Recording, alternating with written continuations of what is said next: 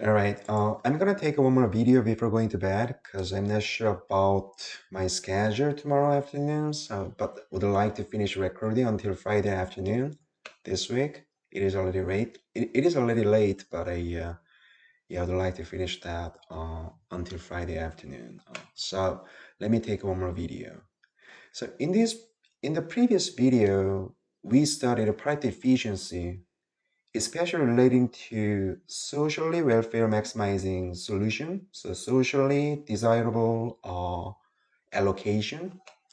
So we did these two topics, so introducing social welfare function and relating to price efficiency.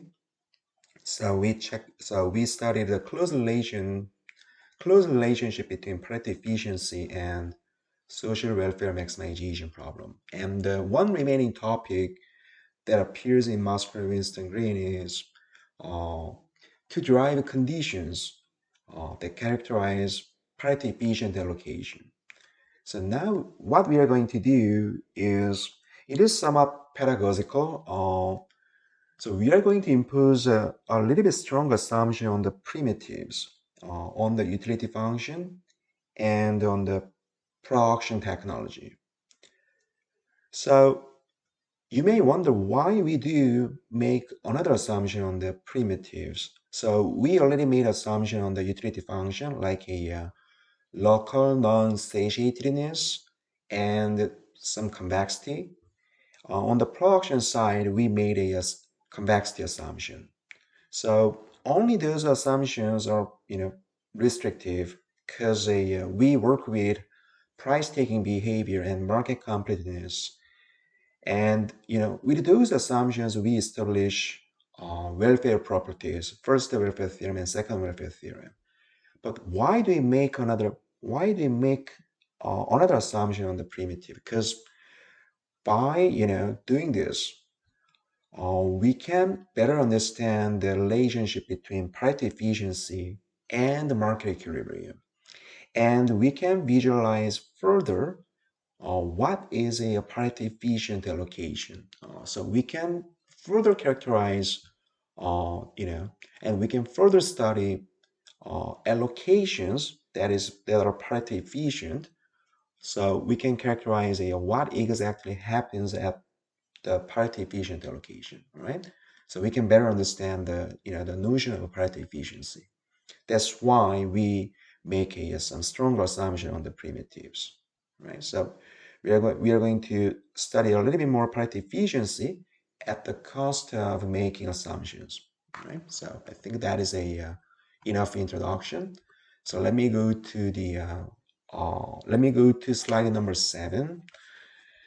So our topic is the main topic in this video is to derive conditions characterizing price efficient allocation. And from this, we can better understand the notion of price efficiency. Exactly, what is the main characteristic of price efficient allocation. So for this purpose, we make assumption that consumer's utility function is twice continuously differentiable. Okay, so the UI prime, so UI is a function of xi, and xi is a vector x1i. Consumer i's demand for good 1 and good 2, and because there are L goods, so demand for good L. Okay, and differentiability means, in case of function with several variables, instead of derivative, we define gradient, right? So gradient is a vector that is the collection of partial derivatives. So ui's first derivative with respect to x1i, and consumer i's utilities derivative with respect to x2i, and so on. So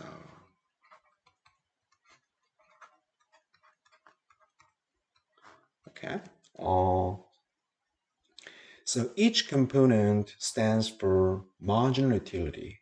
So if consumer I consumes a little bit more of a good one, what is the increment of utility, his utility, consumer I's utility, right? And then twice continuously differentiable means, right, we can take we can take a derivative one more time. Okay, still, the second order derivatives are well defined, all right? And then gradient, so the set of partial derivatives is a strictly larger than zero, okay? Meaning that each component, so this one, the first coordinate, second coordinate, every coordinate is a strictly positive. So in economic terms, that means marginal utility is strictly positive.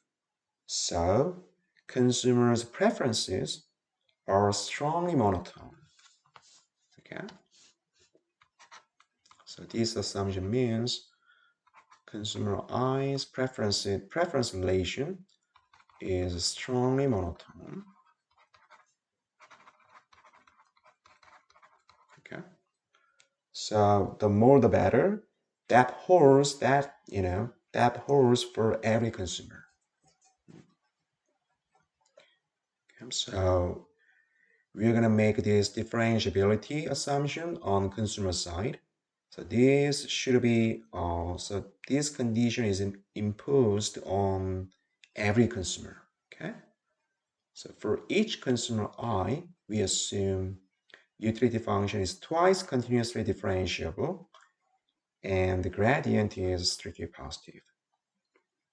Now on the production side, okay, so the firm's technology is represented by this production transformation function. So this function f is called the production transformation function. So, so if you studied producer theory in the first sequence of microeconomics, yeah, I'm not sure how much you studied this topic, but let me. So I'm also teaching math for economists for undergraduate students. Ooh.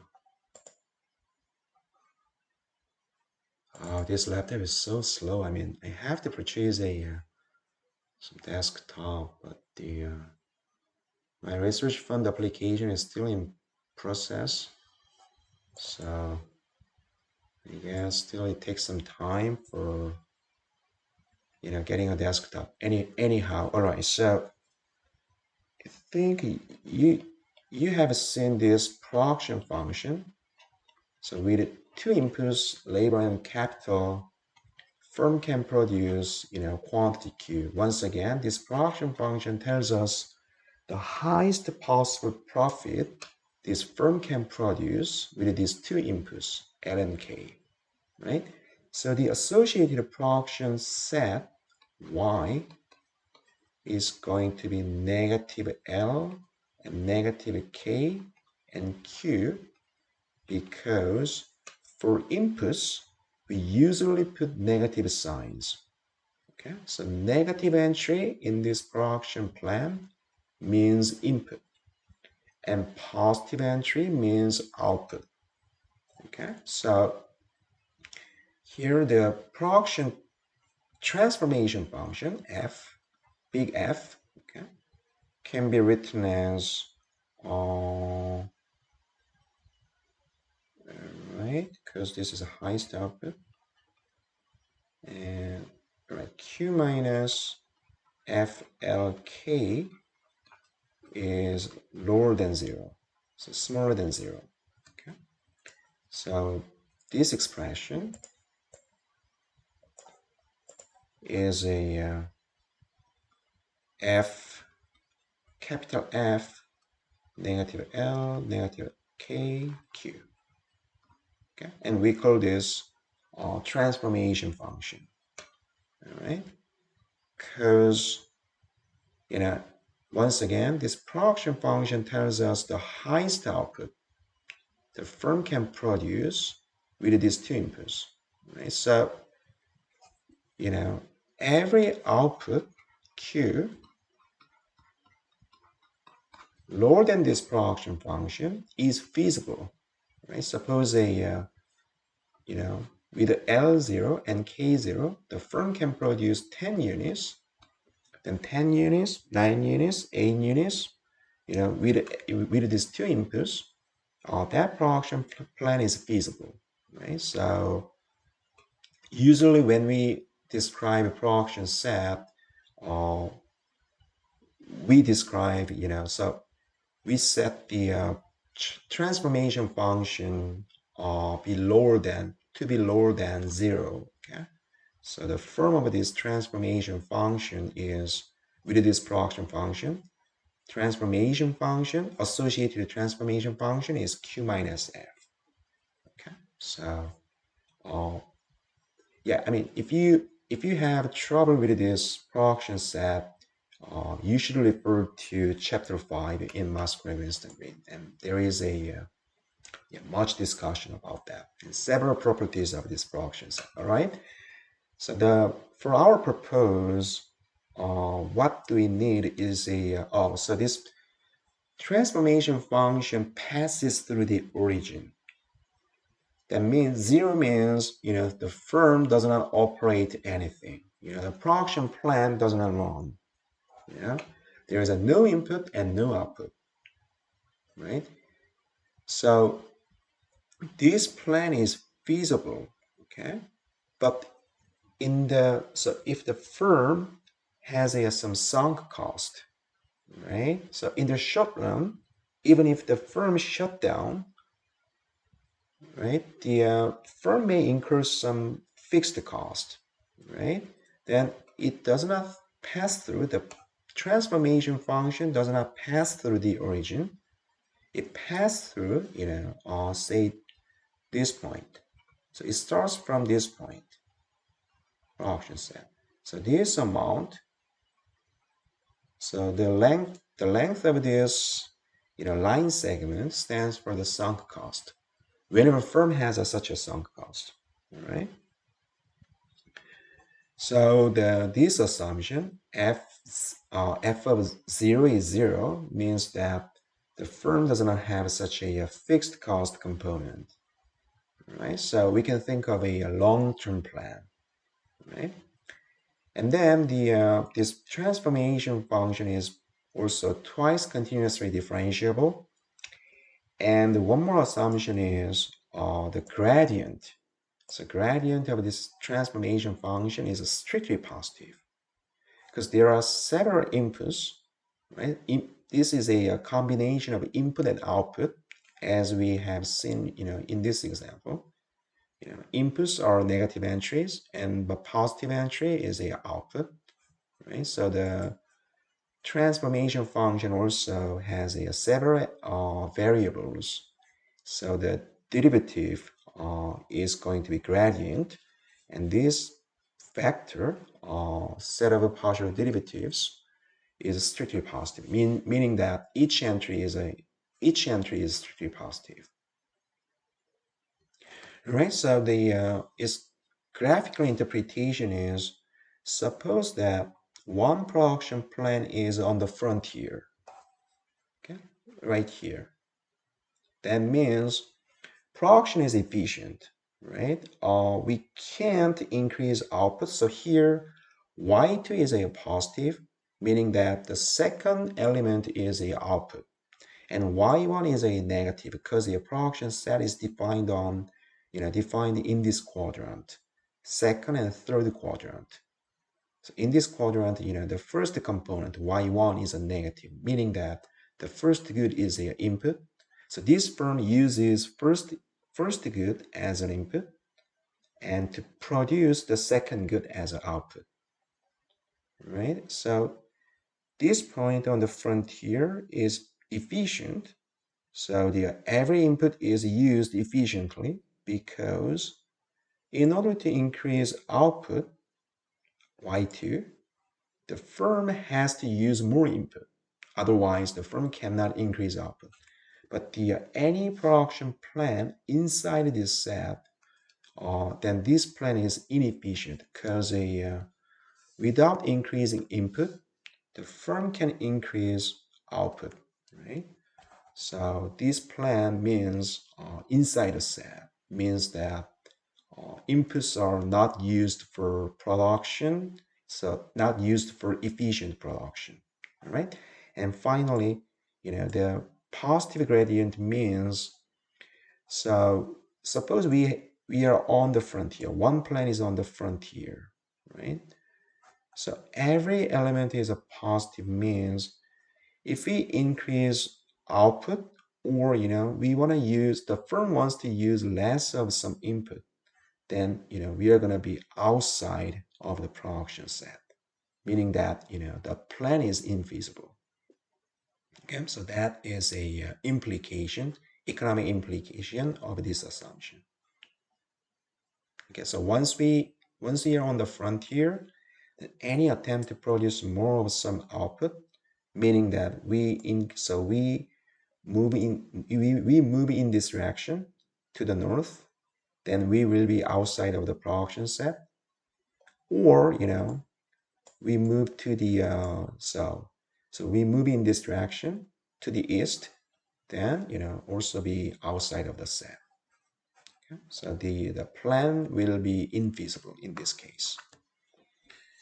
All right, so with these two assumptions, now the problem of identifying Pareto efficient allocation for this economy can be formulated as follows. So we want to set one consumer as a representative consumer. So it can be consumer 2 or consumer 3, whatever. So we first set one consumer as a representative. And then we attempt to maximize this guy's utility. Okay? Subject to, there are two constraints. The first constraint is called efficiency constraint. So the other consumer's utility should be higher than this goal. Okay, UI upper. Okay, so we set the consumer 1 as a representative, and then we want to make other consumers' utility be higher than some bar. All right, so there's an efficient constraint. And the second constraint is, remember, Pareto efficient allocation should be feasible. So we have a feasibility constraint. But in economy with production, we have two kinds of feasibility condition. The first condition is resource constraint. So there is some feasibility constraint on resources and feasibility constraint on production. Okay, so the first constraint can be written as, because resource is limited, meaning that demand and supply. So the people cannot demand more than supply, right? So to formulate this idea, we can write this way. So xki, this is a consumer i's demand for good k, and we sum up this demand for all consumers, because there are I consumers, and this is a aggregate demand for good k, right? Total demand for good k, right? And this cannot exceed total supply, right? And then in this economy, so incorporating production as well, total supply is, because first we have a total endowment. Okay, there are total, this amount of good k is endowed. Okay, and plus ykj, some firm uses this good k as an input, then YKJ will be negative, or some other firms will produce this good k, then this is going to be positive, right? Once again, some firm, say some firm J, uses a good k as an input, then this is a negative. Okay, so we have to take away from this initial endowment. But some other firm will produce this good k, then YKJ will be positive. So anyway, if we sum this YKJ for all firms, because there are J firms total, okay, then this is a total available resource. So total available amount of good K. In other words, total supply.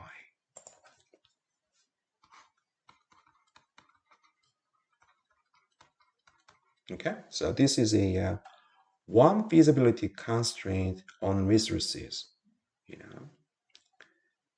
Put simply, it means total demand cannot exceed total supply. And the second constraint is on the production side, because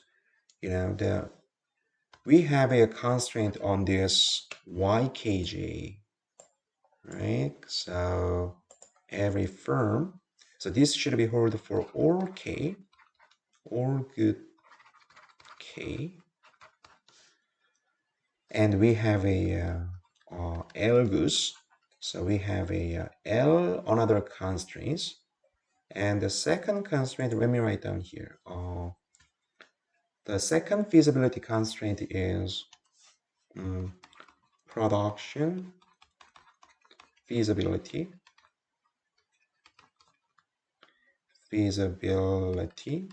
constraint.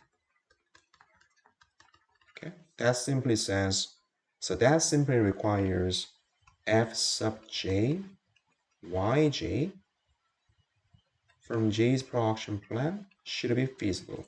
It should be inside, it should be in the production set. Okay, so it should be feasible. Okay, for all J,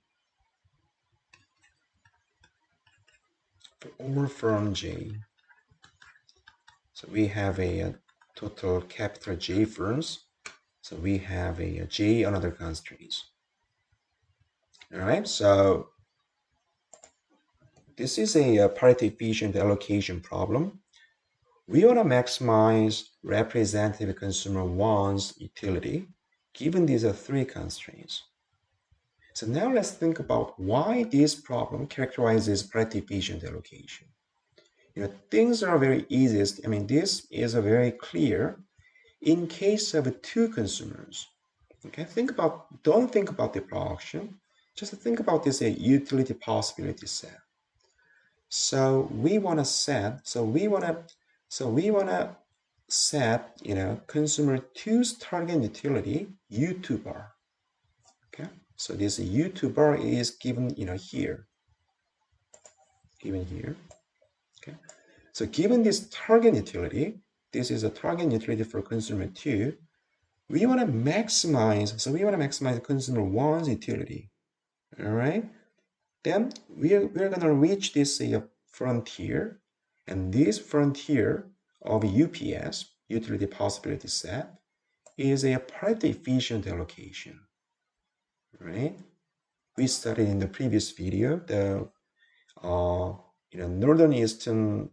northeast boundary of this UPS is a Pareto efficient allocation. So given this, given consumer 2's target utility, if we maximize consumer 1's utility, then we're going to reach a one Pareto efficient allocation. And for different target utilities, we can consequently characterize all frontier, or every allocation on this frontier. So for different levels of utility for other consumers, we can identify all of the Pareto efficient allocation for this economy. Okay, of course we can approach this problem from from in the other direction. Say this is a consumer 1's target utility. Now given this, how do you maximize consumer 2's utility? Okay, then if we increase consumer 2's utility inside the set, we are going to reach the Pareto efficient allocation. All right, that's the way to think about this problem. All right, of course, by definition of Pareto efficiency, we must have these two feasibility constraints. Right, so they putting aside these two natural constraints, if you think about the meaning of this efficiency constraint, where this target utility comes from, and you can easily find the answer from this UPS from this figure, right? And then of course, this formulation is valid under the assumption that utility function is monotone increasing, right? We increase a consumer one's utility, but the consumer one's so we want to increase consumer one's utility by increasing x1. Okay, if this utility and the demand for demand of consumer one move in the opposite direction, then this formulation is gonna be invalid. All right, so now with this formulation, now how do we characterize Pareto efficient allocation? So we can first write the associated Lagrangian, right? And there are several constraints, but anyway, regardless, we can formulate the Lagrangian. So here is an objective function. So we want to maximize consumer one's utility. Okay, so that comes first.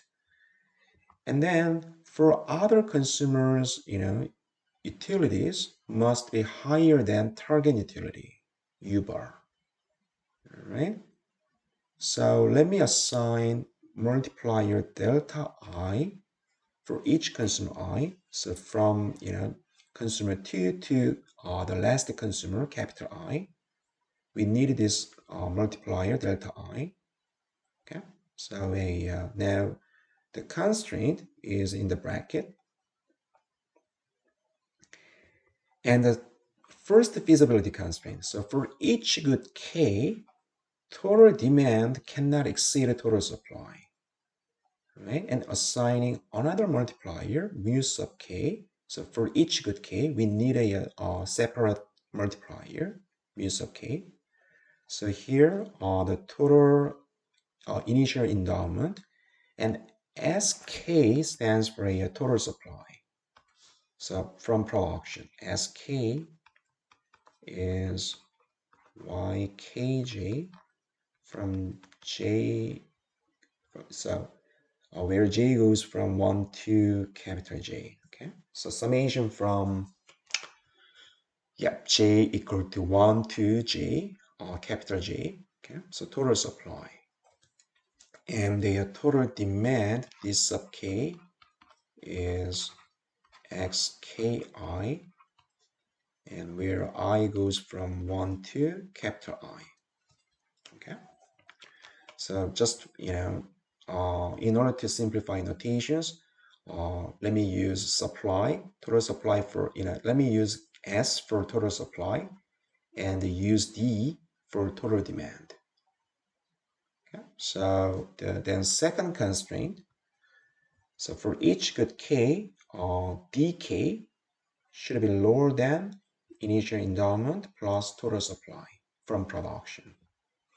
Okay, so we can formulate this way. And finally, one more constraint, production feasibility constraint. So because we have to move this this transformation function to the right hand side, because for maximization problem, it's always convenient to make the constraint like this form. Suppose we have a gx is smaller than b, then transform this function into this form, b minus g of x is larger than 0.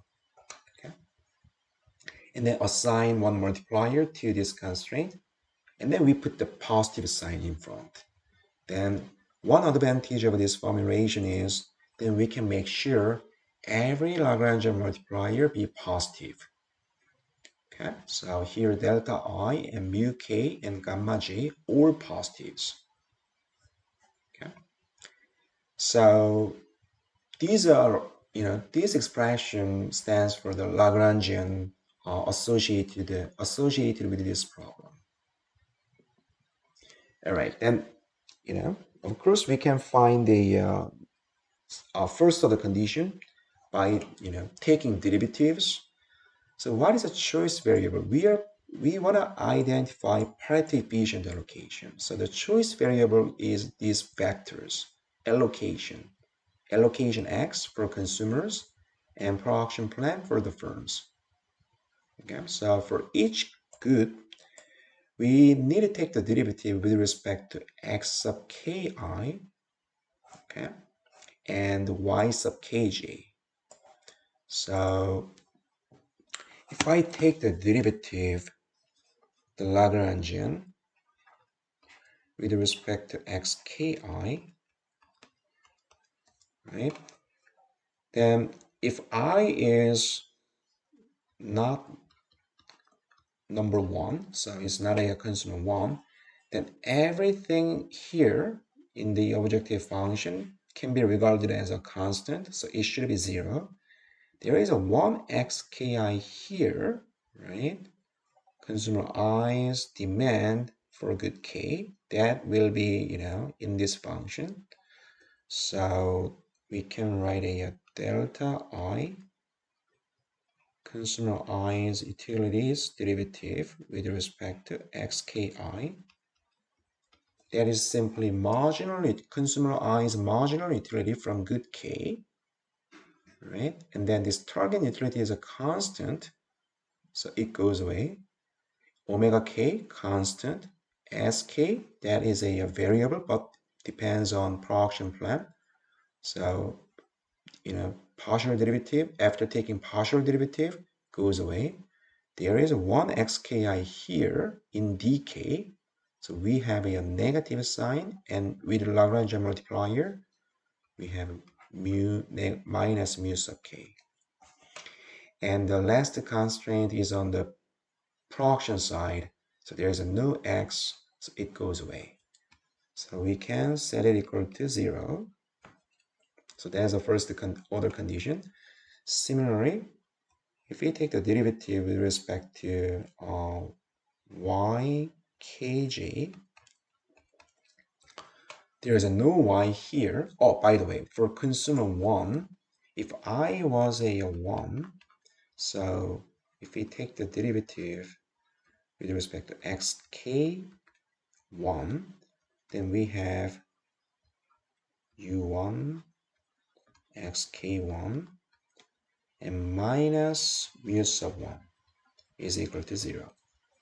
Because there is a 1, more xk1 in the total demand function. Okay, so we have this. And for the ykj, 1 ykj here in the total supply function. So that is a positive sign. So we have a mu sub k, and the 1 yj right here in the last constraint. So minus gamma j and the partial derivative of the transformation function, with respect to ykj, and that is equal to 0. All right, so these are, of course, we have a numerous derivatives because k goes from 1 to L, and I goes from, 1 to I, and j goes from 1 to j. So we have a, numerous first order conditions, but, if we rearrange this equation, let me first explain the interpretation of Lagrangian multipliers. Also, we have to digress a little bit because I have to explain the economic meaning of these multipliers. Okay, so first let me digress a little bit. Think about a one simple constraint optimization problem. Oh, so here that is a very simple. We want to maximize one function f of x over variable x, and one constraint is so given by g of x cannot exceed some constant b. All right, and then here we can regard this b as a parameter, and then we solve this problem. Say the solution is denoted by x star, and that is a function of b because whenever b changes, we can anticipate the solution also changes. So the optimal solution, we can put the optimal solution as a function of parameter b. All right, so x star of b, the solution to this problem. And then, when we solve this problem with a Lagrangian method, the associated Lagrangian will be f of x. So L is f of x plus lambda and b minus g of x. Right? And this lambda, that is also a function of b. If b changes, then the optimal Lagrangian multiplier also changes. Okay, then what is the meaning of this lambda, optimal lambda? So at the optimal solution, Lagrangian multiplier has a nice economic interpretation. That is, first mathematically, lambda is the partial derivative of the objective function f with respect to b at this optimal solution. All right, and let me first explain why this is true. Because, all right, why that is true.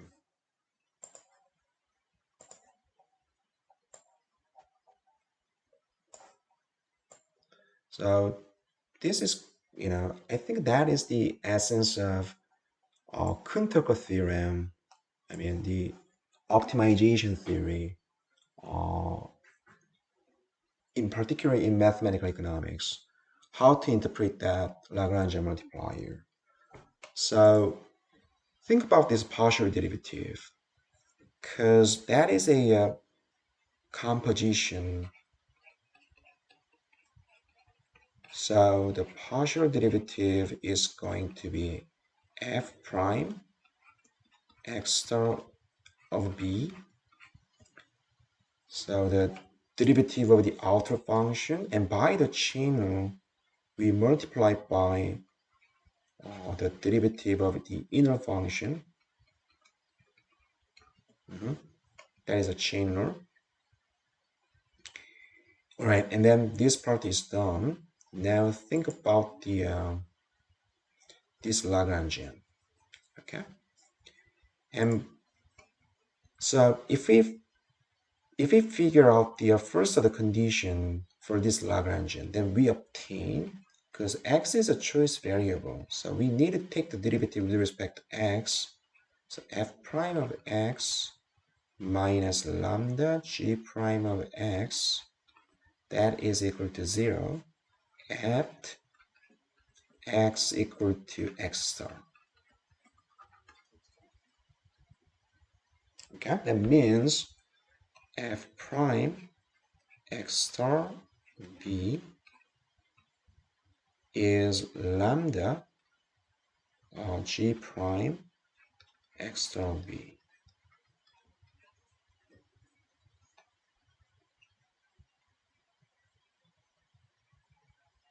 All right, then just one more thing, because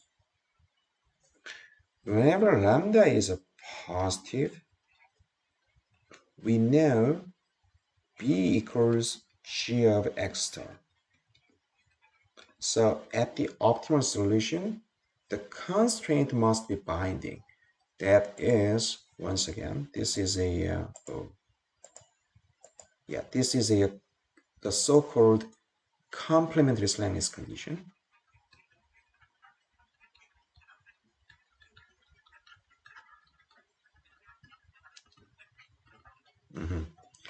So whenever multiplier is a positive, its associated constraint should be binding. All right, so I can take the derivative of both sides with respect to b, then b becomes 1, and the right side becomes g prime, and derivative of the optimal solution with respect to b. All right, now we are done, because, all right, so g prime is all, so we know g prime times x star's derivative is equal to 1. So we can rewrite this lambda or x star b inverse, so reciprocal, to the power negative 1. Okay, so now we can move this term to the left hand side. So f prime times the derivative, this guy, is equal to lambda. So we obtain from this f prime and x star prime is equal to lambda. So we have this. So what is the meaning of this? Okay, now let's think about the economic meaning. So b is this parameter in the constraint. So as b increases a little bit, this constraint will be relaxed a little bit, right? If b decreases, the constraint will be tightened. Okay, so this is a partial derivative, meaning that if the constraint is relaxed a little bit, what is the rate of change of the objective function? Right? So objective function at the optimal solution. Right? So suppose this is a utility maximization problem, u of x, and then in utility maximization problem, the constraint is a basic constraint. P dot x is lower than income. Okay. Then its associated lambda, Lagrangian multiplier, tells us if income increases a little bit, how much my utility increases. At which rate of change my utility function increases. That is a lambda. Okay, so in this sense, in utility maximization problem, lambda is often referred to as the shadow price of income, shadow price of money, or marginal value of money. If I have additional $1, how much my utility increases by? That is a multiplier, all right? Okay, so with this interpretation in hand, now let me go back to the first order condition. Okay, so all right. First, I can interpret mu sub k. So mu sub k was a Lagrangian multiplier assigned to this constraint. So that means if omega k increases by 1 unit, so total endowment of good k increases by 1 unit, then how much consumer 1's utility increases by?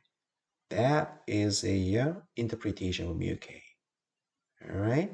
So once again, how much consumer 1's utility increases by? That means, that is a consumer 1's willingness to pay. So let me write down here. U sub k is as omega k increases by 1 unit. All right. Then U sub 1. What is a delta U sub 1? This is a mu sub k. All right. Then this increment of utility measures consumer 1's willingness to pay for additional unit of good k.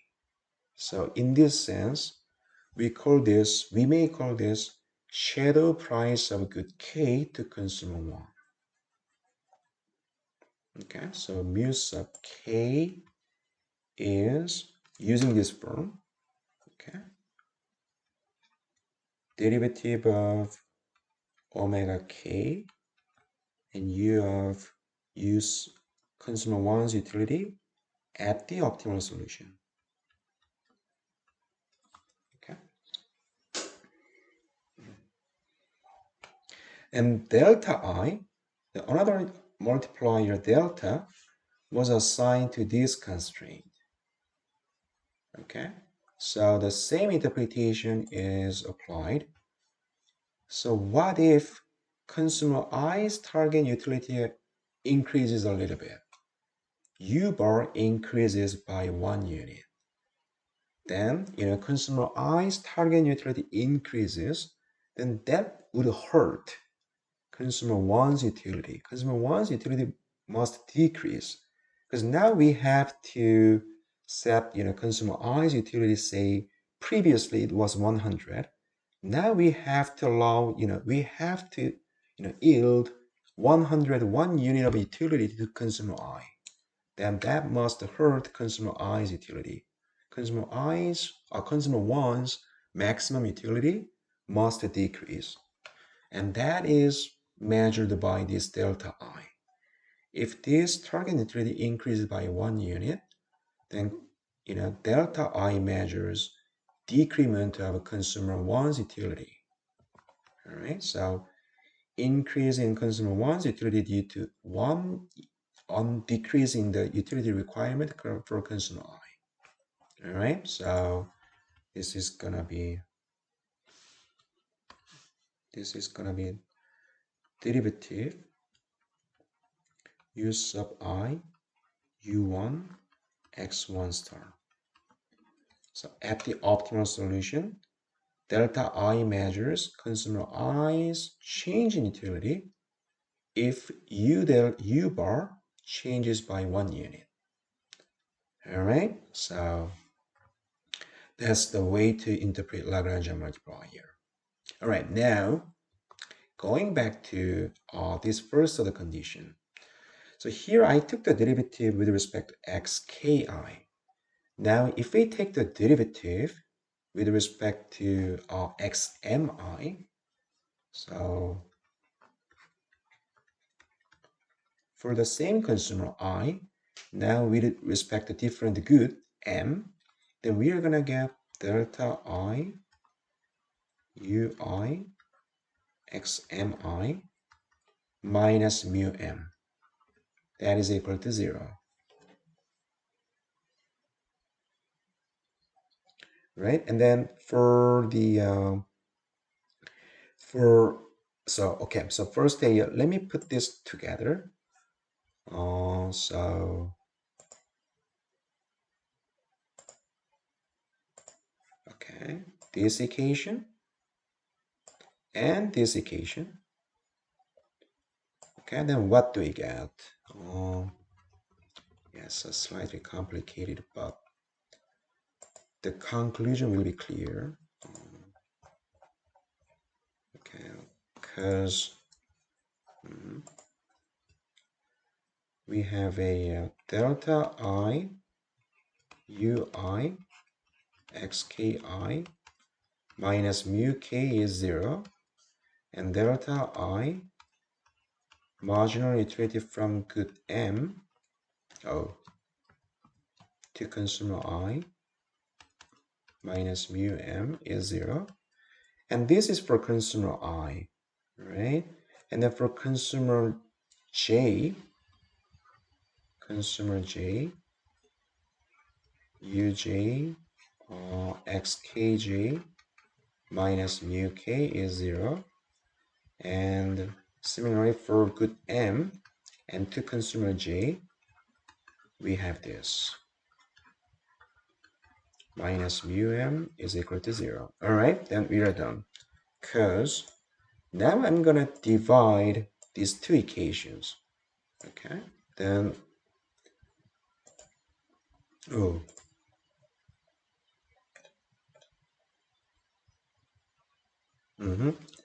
So then moving this mu k, so mu terms on the right hand side to the right hand side, then I can cancel off this delta. Then the left hand side becomes MRS. The ratio of marginal utilities and Km to consumer I, which is mu k over mu sub m. And if I do the same job, so take the ratio of these two equations, then delta J will be cancelled. Then I will get MRS between K and M to consumer J. That is the same as mu K over mu sub M. The idea is this Lagrangian multiplier mu, that is a shadow price of good K to consumer 1, right? So it's independent of consumer I or consumer J. I mean, in other words, consumer's index. Okay? So from this, we get the marginal rate of substitution at the Pareto efficient allocation is equal to each other between consumers. All right, here we on the production side we have this, and if you take the derivative with respect to y sub ki, so two firm I, two different firm, then you will get the same conclusion. Okay, so then the ratio of the derivative of the transformation function is called, the ratio of marginal utility is called the marginal rate of substitution. And similarly, the ratio of the derivative of a transformation function is called marginal rate of transformation. So in some other textbook, it is a MRTS, so technological substitution or something. But this MRT stands for the ratio of the the transformation functions derivatives, and you will get the same MRT across firms. All right, and finally we have this, because going back to the conditions, we have mu k here and we have mu k here. That means this guy, so delta times marginal utility is equal to gamma times the derivative of transformation function. So we are going to have this too. MRS must be equal to MRT. Okay, now let's think about intuition. So we are going to have several conditions, mathematical conditions from tedious differentiation work. What is economic intuition? Why at the Pareto efficient allocation, consumer's marginal rate of substitution should be identical? Okay, suppose this one is higher than this. Okay, so remember, marginal rate of substitution is consumer I's subjective ratio between two goods. Okay, so that this guy is higher than this one means that consumer I's subjective ratio between good K and good M is higher than consumer J, right? Then, there is some efficient exchange between these two consumers, so they can exchange their endowment, right? And we can make them, those two consumers, be better off, right? So suppose this is a 3 and this is 1. This consumer J would like to exchange K and M at the ratio of 1 to 1. But consumer I, on the other hand, would like to exchange K and M at the ratio of 1 to 3, because consumer I prefers good K 3 times to good M. Then what is the efficient exchange between these two? Because a consumer J can yield 1 unit of good K to consumer I, and instead getting 2 units of good M.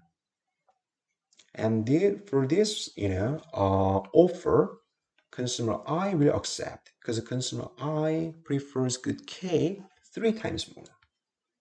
All right, so after this exchange, we can make the two consumers be better off. So that is not a Pareto efficient allocation. So at the Pareto efficient allocation, for this reason, MRS must be identical. All right, you can apply the same reasoning to efficient production. Why MRT should be identical across firms? If they are not identical, then there is another way to set the production plan. That means some inputs are not used efficiently. All right, so there is some exchange of input. Both firms can make a higher profit.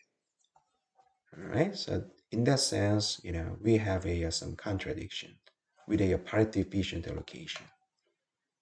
And finally, this is a identical common marginal rate of substitution, because we know at the Pareto efficient allocation, all MRSs are identical across consumers. And this is a common, rate of technical substitution, because we know every MRT at Pareto efficient allocation is identical. And these two should be equal to each other. Because if left-hand side, MRS is higher than MRT, then, by changing the production plan, we can improve consumers' welfare. The other way is the same. All right.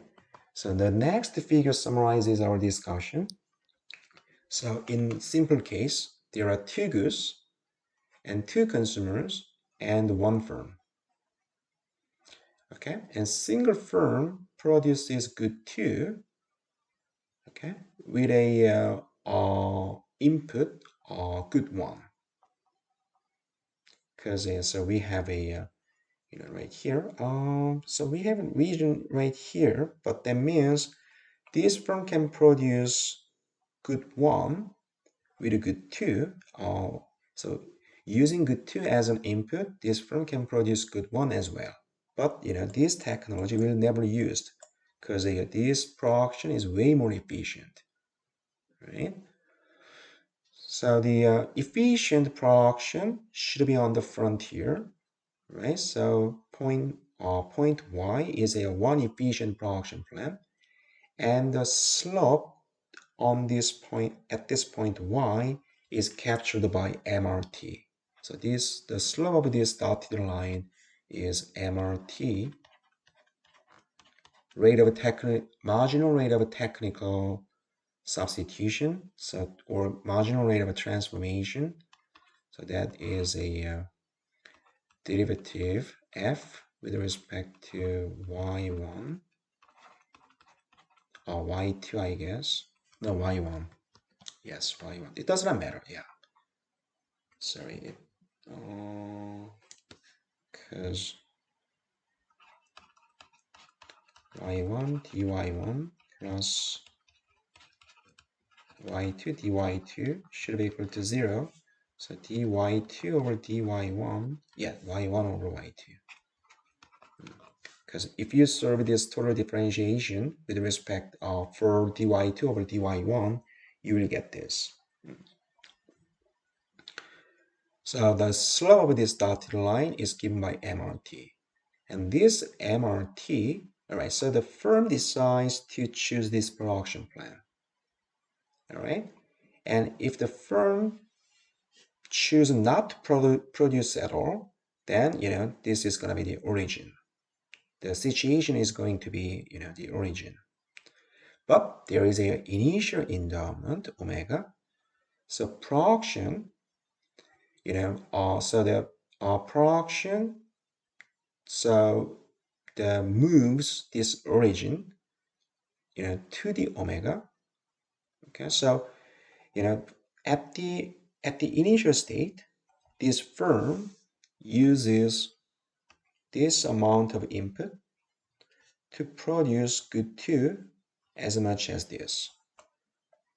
Okay, so this was the initial state, initial endowment. All right, and then by production, the firm uses this amount of good 1 in order to produce this amount of good 2. Once again, the firm, by choosing point Y, that means the firm uses this amount of good 1 in order to produce this amount of good 2. So the production, making a transition from this initial endowment to this point. Okay, so at this point, the edge of the box is determined for these 2 consumers. Now there are total this amount of good 1 and this amount of good 2. Because initially, this amount of good 1 exists, but after production, firm already used this amount of good 1 for production. Okay, so total this amount of good 1. And initially, there were only this amount of good 2, but after production, there are, additionally this amount of good 2 produced. Right, so now this is the so this will determine the size of the edge of the box. All right, so in this edge of the box, there are many Pareto efficient allocation, because we studied the Pareto set in pure exchange model, right? So there are many points, so feasible points inside this box where the two indifference curves are tangent to each other. Right? That was their first condition. 2 MRS should be identical. Okay? But among this Pareto set, there is only one efficient allocation in case of a production, because this MRT should be equal to common marginal rate of substitution. So the dotted line, the slope of the dotted line, that comes from here. This dotted line should be parallel with this dotted line. Okay, so it contains all conditions. So first at point X, MRS1, consumer 1's MRS, consumer 2's MRS are equal to each other. And furthermore, this is equal to MRT. Okay, so we must have these 2 equalities for Pareto efficiency. All right, so that is a kind of geometrical summary of our discussion in case of 2 goods and 2 consumers and 1 firm. All right, and finally, we investigate the relationship between the derived conditions. So we derived the 3 conditions for Pareto efficiency: common MRS, common MRT, and the identical MRS and MRT. Okay, and now we consolidate, the relationship between derived conditions and welfare theorems. For this, we make additional assumption. So UI is a quasi-concave, okay, and then a production function is convex function. Transformation is a convex function. Then under these 2 conditions, because whenever UI is a quasi-concave, the previous first order condition becomes also sufficient. Previously, that was just a necessary condition, but with a quasi-concavity, condition becomes also sufficient. Okay, sufficient for Pareto efficiency.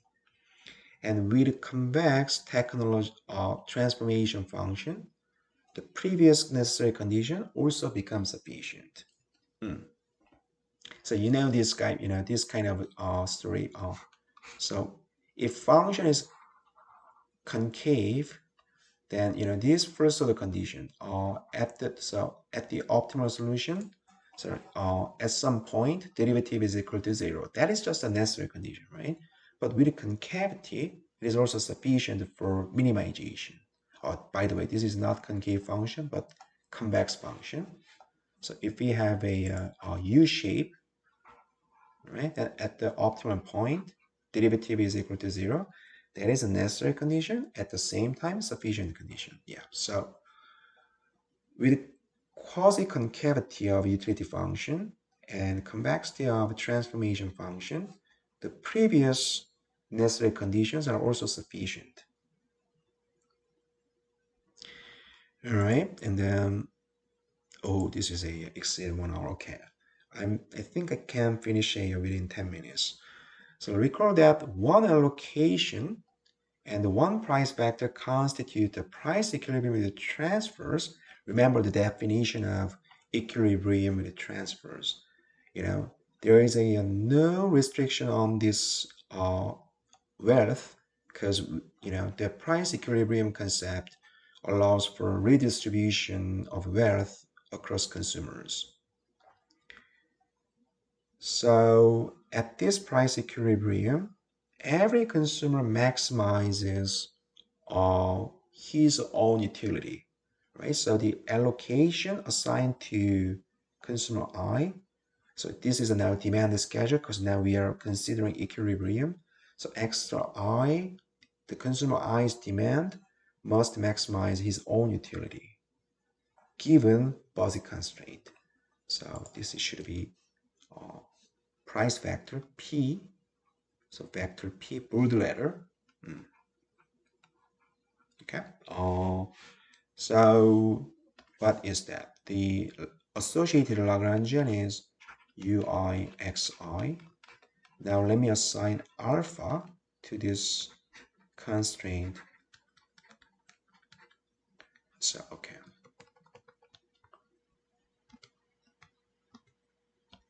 Wi minus p star dot xi. Right, so the first order condition tells us ui xki plus minus alpha I pk star is equal to 0, right? So if we take the derivative of this Lagrangian with respect to xki, then ui becomes marginal utility from good k, and alpha, so wi is cancelled because at the price equilibrium, wi is a constant, right? And we have 1xki here in the dot product, and so its coefficient is pk star, so we have this. Okay, so comparing this condition, equilibrium condition, with a necessary condition for Pareto efficiency. All right, so at the Pareto efficient allocation, we had this condition. All right, so comparing these two conditions, we can obtain, for Pareto efficient allocation, delta I ui xki minus mu k was 0. Okay, comparing this condition and this condition. So if we set delta I equal to 1 over alpha I,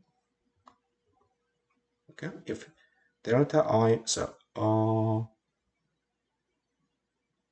yeah, let me divide this equation, so the left hand side over alpha I, then I get 1 over alpha I marginal utility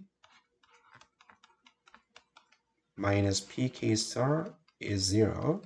All right, now, okay, it's much better to compare this equation with this equation. Right, so once again, this is the utility maximization condition for consumer I. And this is Pareto efficiency condition, right? So there is a close connection between these two. When delta I is equal to 1 over alpha, and the price is equal to mu sub k, all right, then these two conditions will coincide. All right, that means, once again, mu sub k was the shadow price of good k to consumer 1. So if that shadow price is equal to equilibrium price of good k, then we have a coincidence. We have the same condition, right? We have a coincidence between these two, right? And similarly, on the production side, we have a profit maximization condition for equilibrium. Okay? So the associated Lagrangian for this is P star dot yg minus, let me assign beta j for this technological constraint, then fj yj, right? Then they take the derivative with respect to kg, then pk star minus beta j fj with respect to ykj, that is equal to 0. So comparing this condition with a Pareto efficiency condition on the production side right here. Okay, so if mu k is equal to pk and gamma j equals beta j, then we have the same condition. So letting the two multipliers, so two types of multipliers from Pareto efficient allocation problem and equilibrium problem, right? So if we set the multipliers this way, then there is an exact correspondence between market equilibrium conditions and Pareto efficiency conditions, right? There is an equivalence in the sense that two conditions are the same, exactly overlapped. All right, so under the convexity assumptions, if a utility function is quasi-concave and the production function is production transformation is convex, then we can say one allocation is Pareto efficient if and only if the allocation is a price equilibrium with the transfer. That is a much more strong conclusion than second welfare theorem. Second welfare theorem tells us one allocation is a Pareto efficient, then it is a price equilibrium with the transfer some price factor. But now we have an if and only if statement. Pareto efficient allocation is equivalent to one price equilibrium with the transfer as some price factor, right? So under convexity assumptions, we have some more strong relationship between efficiency and the market equilibrium. All right. In Musgrave, Winston, Green, there is another correspondence. This Pareto efficiency and the social welfare maximization problem.